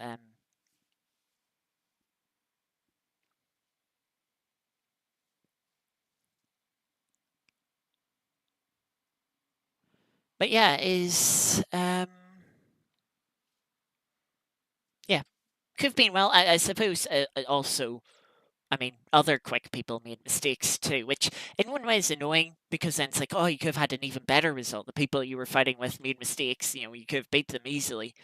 But on the other hand, it's like, oh well, you weren't the only one to make mistakes, so it was tricky. Um, yeah, especially pushing on the limit. I suppose at least I didn't struggle as much as I did on when I tried to do the 3 hour race, where I just really couldn't get into a rhythm or a groove. Really struggled for pace as well. Um, so yeah, that isn't too bad. So it isn't. Um, but yeah, that's going to do it for stream. Over the weekend, I want to try and find a bit of time to do some WRC. We have the third round of the SROL WRC Club um, at Kenya. Um, Kenya, I need to check. I haven't checked. How long is Kenya?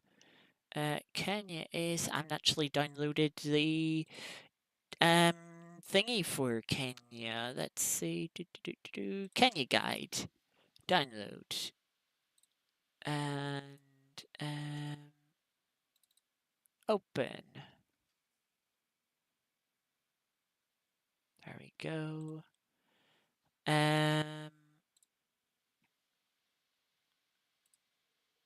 So yeah, let's have a little look. I want to 100% zoom, please. Kenya, we have 152 kilometers for Kenya. Degradation is heavy. I thought it was going to be maximum, but Billy might have toned it down. How many stages do we have? 14 stages in total. Yeah, so these are our stages. Oh, 40 kilometers are in that section. That will be a little bit difficult and brutal.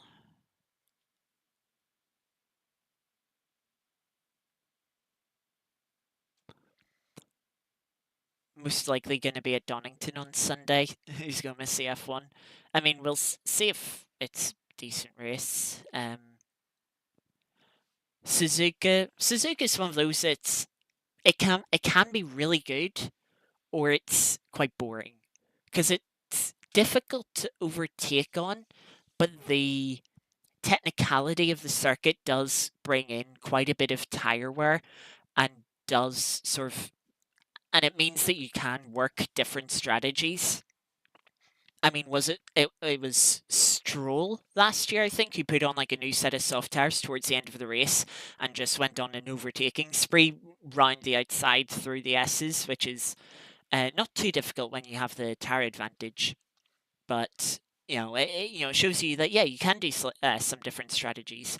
And yeah, as you say, yeah, there is a chance of rain as well.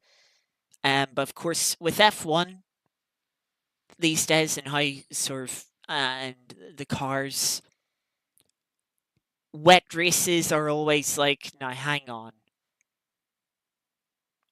um, are they going to be wet where they're interesting, but not too wet that we're losing running to safety car or red flags because it's just too wet. Um, it does seem like the most of the rain and the heaviest of the rain will be in the morning, so which it is a good sign. Hope means that the race will likely um, start wet and then um, dry, potentially dry up as it goes on, which is good. And hopefully maybe there'll be sort of like a little bit of a drizzle because there really is, especially when you get the car slapping, the track goes from right, we can go racing in this to right, it's now time for dry tires, like 10 laps. So it'd be nice to have a bit of drizzle, kind of like what there was at Albert Park, Melbourne. The weather was really good for that race. Um, the weather was definitely very good for that race because it really kept the teams on their toes and they didn't know what to be doing, but it's like, oh, safety car came out, well, we kind of have to change tires even if we didn't really want to necessarily, or even if we were like doubtful of rain coming. It's just, yeah, you were going to lose too much time being on the wrong tire. That was really good wet weather race. So hopefully Suzuka is the same. Um, hopefully we don't get like another, was it 2022, where the race was delayed by effectively 2 and a bit hours, so we only got like a 45-minute sprint. Um, and I mean, to be fair, that wasn't a bad race. 2022 one, okay, wasn't full Grand Prix, but it wasn't bad. We got Vettel and Alonso going neck and neck up to the line. Yeah, that was good. Um, yeah, it'll be good to see how Yuki gets on. I mean, if it is wet, that is going to be thrown in at the deep end with Red Bull. Um, but I think Lawson is really the driver under pressure here because he has to perform against Hadjar. If Lawson does not perform against Hadjar, his F1 career is going to be over this year so quickly. So Hadjar really needs to beat. Lawson really needs to try and beat Hadjar, since it's still Hadjar's second race technically. He didn't even race Melbourne. He crashed that early on.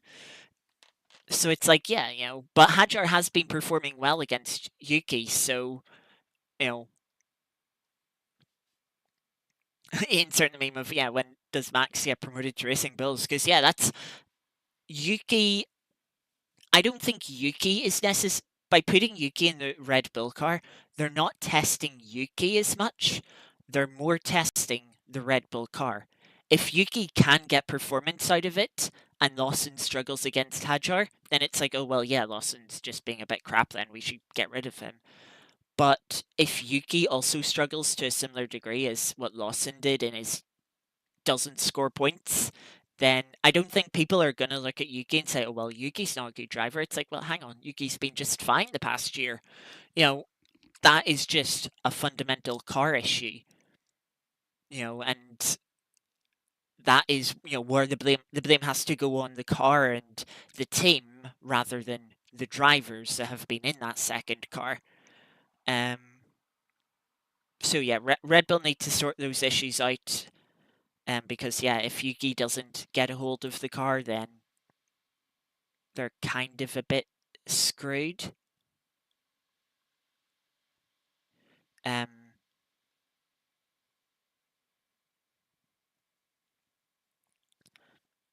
so yeah. Funny thing is, if they did swap um, Max and what Lawson back, let's say, to the Red Bull, if they did put Max in the Racing Bulls, that means both Red Bull and Racing Bulls will have used 4 different drivers, and you're only allowed to use 4 different. Each team is only allowed to have 4 different drivers within a year. You can't just keep swapping out drivers. So that means if one of those drivers was to be sick or have an injury and have to miss a race, they wouldn't be able to fill in the seat technically. That'd be kind of funny. Um, I'm pretty sure that's a rule. Um, I mean they might make an exception if the team did request one, but yeah, you never know. Um, that'd be a funny circumstance. And more Ferrari strategies. Yes, how will Ferrari fare? Because double disqualification really doesn't look good on them. Um, does it now? I mean, one thing that bothers me is, and the disqualification for Leclerc and also Gasly in the Alpine kind of brought this up. Both of those drivers were disqualified for minimum weight. And the suspect is that the cars fell under minimum weight because of the tyre wear. Because this was the same thing that was mentioned when George was underweight at Spa last year. George, being the only driver who converted to a one stop and won the race with it, um, they were saying, oh, because of his, him running a longer stint, he scrubbed more rubber off the tire. Thus, the tires were lighter, and thus the car was underweight. And they're saying it could have been the same thing that happened this time for um,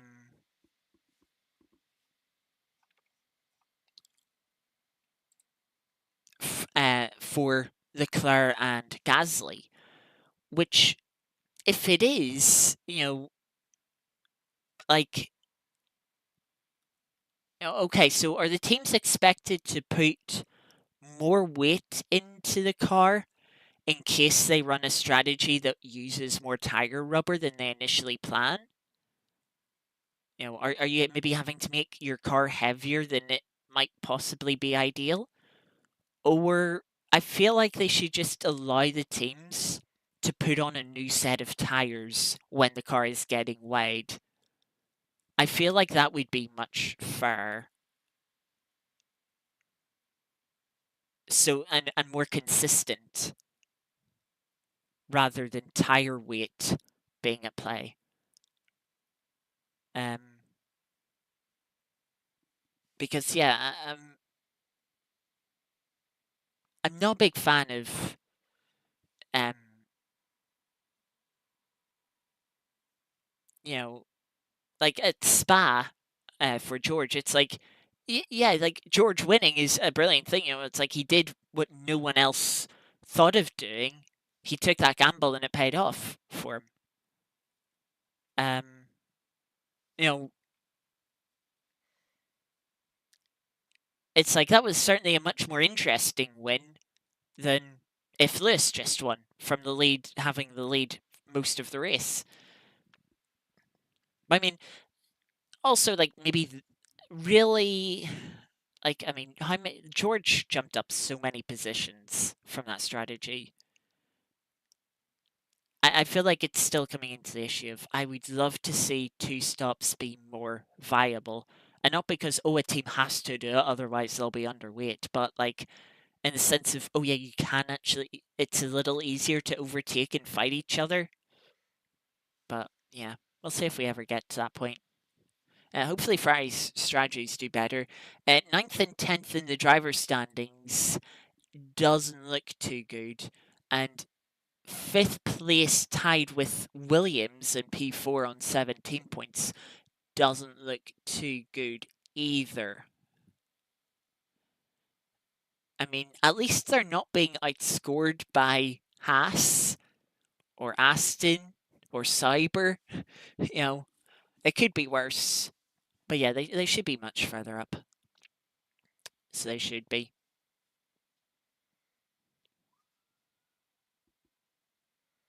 But yeah, that is now what? 9:30. Practice 3 for F1 starts in 6 hours. I'll not be staying up for that. What, 3:30 a.m. here in the UK? Yeah, no, not fussed, thank you. So yeah, as mentioned, I'll hopefully be back tomorrow. Maybe tomorrow, maybe Sunday, for some WRC. To get through the Kenya event, since that does finish within the next week. So yeah, some WRC. We'll maybe do some other club events as well at the same time. And then the next time after that will be on Tuesday for the next round of the Formula E series, which is going to be a track called Thermalito. Quite an interesting fictional street circuit. Some interesting elevation. It's got tunnels. It's an interesting circuit. Hopefully it'll not be too chaotic. Hopefully it'll be a bit cleaner. Throughout the entirety of both races. Remember, 2 30-minute races, the second of which is a reverse grid. We won't need to save energy this week, so it'll be pushed flat out, much like Long Beach and Hamburg Harbour were for the first 2 weeks. So hopefully we'll be able to get another good couple of results.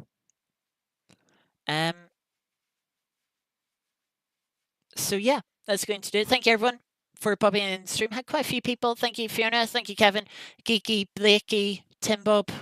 Good. Quite a lot of people in chat. Good to see all of the faces today.